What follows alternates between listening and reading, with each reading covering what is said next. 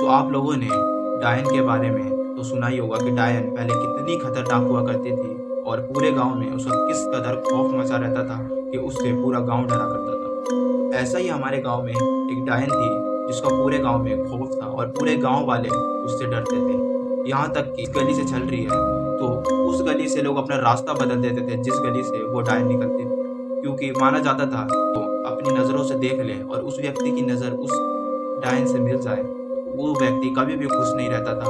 हमेशा वो किसी न किसी बीमारी से पीड़ित रहता था या उसके घर में किसी न किसी की डेथ हो जाती थी।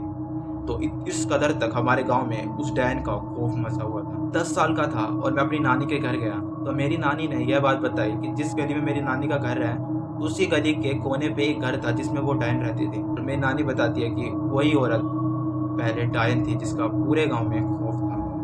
तो मेरी नानी बताती है कि जब वो औरत नई नई शादी होकर उस गांव में आई थी तो वो सभी औरतों जैसी नॉर्मल थी।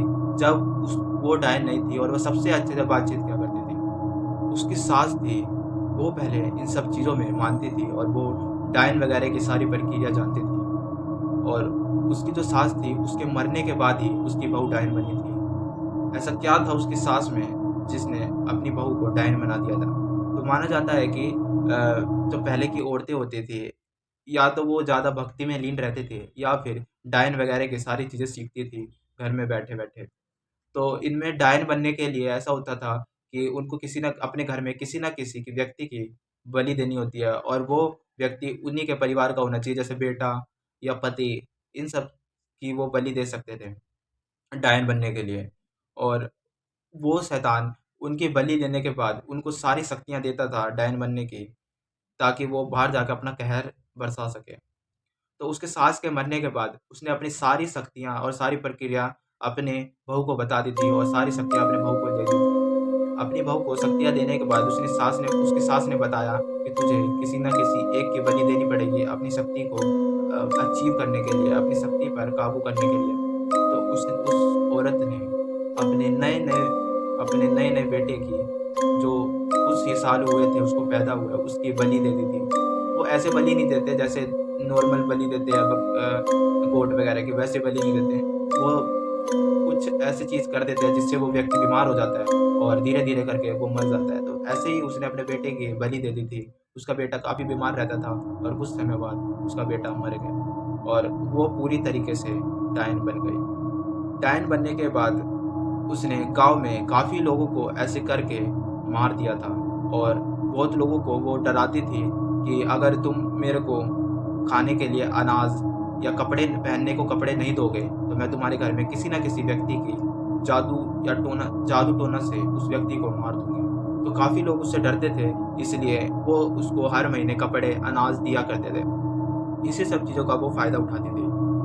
और माना जाता था कि कोई भी उसके घर में उस टाइम पर जाता था और कोई भी उसके घर पर जब जाता था तो उसके घर में हमेशा किसी न किसी जानवर की हड्डी पड़ी रहती थी और पूरा घर हमेशा अंधेरे में रहता था और कोई ना कोई दिया हमेशा उसके घर के बीच में जलता रहता था और जानवर की हड्डी इधर उधर पड़ी रहती थी। बिल्ली भी काली बिल्ली उसके घर से अक्सर निकला करती थी, जो माना जाता है कि जो वो काली बिल्ली थी वो लोगों पर नज़र रखती थी कि कोई उस गांव को छोड़कर ना जाए। तो काफ़ी उसका कहर बरसा रहता था और कहते थे कि कोई भी उसके घर पे जाता था, अगर उसकी नज़र उस व्यक्ति पे पड़ जाए तो वो व्यक्ति, अच्छा खासा व्यक्ति भी बीमार पड़ जाए और कभी भी वो व्यक्ति सुखी नहीं रहेगा। तो इस कदर उस डायन का हमारे गाँव में कहर बरसा हुआ था। काफ़ी पंडितों से वहाँ के गाँव वालों ने बात करी कि इस डायन पे कैसे काबू पाया जाए, तो वहाँ के पंडित लोगों ने भी हाथ खड़े कर दिए थे कि हमारे बस की नहीं है इस डायन से काबू पाने की। तो उधर काफ़ी जाने-माने एक पंडित थे, वहाँ के गाँव के मुखिया पहुँचे और उन्होंने बात करी कि इस कदर हमारे गाँव में इस डायन का कहर बरसा हुआ है और हम पूरे गाँव वाले काफ़ी परेशान हैं। तो उस पंडित ने वहाँ के मुखिया को यह बात बताई कि वो डायन को मारना काफ़ी मुश्किल है, क्योंकि उसने अपने पति तक की बलि दे दी थी अपने डायन के प्रक्रिया को आगे बढ़ाने के लिए, अपने डायन की शक्ति को बढ़ाने के लिए उस औरत ने अपने पति, बच्चे की बलि दे रखी है और वो काफ़ी ज़्यादा उसके पास शक्ति है। डायन की काफ़ी ज़्यादा शक्ति है और उसको मारना काफ़ी मुश्किल है। उसको उसके परिवार का ही कोई ना कोई सदस्य मार सकता है, हम और तुम और कोई गाँव वाला उसको नहीं मार सकता। तो वहाँ के मुखिया ने उस डायन के एक परिवार से उसके ही चाचा से बात करी और बताया कि तुम्हें ही इस डायन को मारना होगा, और पंडित ने बताया कि तुम इसे पूर्णिमा की रात को ही मार सकते हो। तो वहाँ के मुखिया ने उसके चाचा से बात करी और कई गांव वालों ने प्लानिंग बनाई कि उस डायन को कैसे मारा जाए। तब तक उस डायन को यह बात नहीं पता था कि लोग उसके खिलाफ प्लानिंग बना रहे हैं उसको मारने की। कुछ समय बाद उन पूर्णिमा की रात आई और डायन को भी कहीं न कहीं शक हो गया था कि जो वहाँ का मुखिया है उसने किसी न किसी पंडित से बात करी है उसको मारने के लिए। तो उस डायन ने मुखिया के घर एक काली बिल्ली भेजी जो वहाँ की सारी बातें सुनकर उस डायन को बताती। तो वो बिल्ली वहाँ पहुँची और डायन को जब सारी बात पता चली कि उसको मारने की प्लानिंग करी जा रही है, तो उसने पहले मुखिया के पूरे परिवार को मार दिया, मुखिया को मार दिया। और उसके बाद पंडित ने बताया था कि डायन को तुम सिर्फ पूर्णिमा की रात को मार सकते हो, एक और लकड़ी की चीज़ से ही तुम उस डायन को मार सकते हो। तो उसके चाचा ने और कई गाँव वालों ने मिलकर उस डायन को एक जगह पकड़ा एंड उसकी गर्दन पर उसके चाचा ने लाठी रख कर, और गाँव वालों ने भी मदद करी थी उसकी।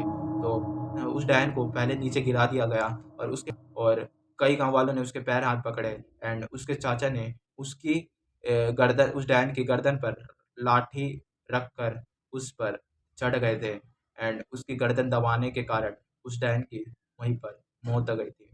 और माना जाता है कि जो कोई भी उस पंडित के पास उस डायन की शिकायत लेकर पहुंचा था, उन सब व्यक्तियों की अभी तक मृत्यु हो चुकी है और उसके चाचा की बहुत बुरे तरीके से उसी गांव में मौत हुई थी और किसी को पता नहीं है कि उसके चाचा की कैसे मौत हुई थी। तो यही थी कहानी। कैसी लगी आप लोगों को प्लीज़ कमेंट में बताना और चैनल को सब्सक्राइब कर लो, मेरे काफ़ी कम सब्सक्राइबर हैं। तो प्लीज़ मेरे चैनल को सब्सक्राइब कर लो एंड वीडियो को लाइक कर लो। मैं मिलूंगा आपको नेक्स्ट वीडियो में, जब तक के लिए बाय बाय।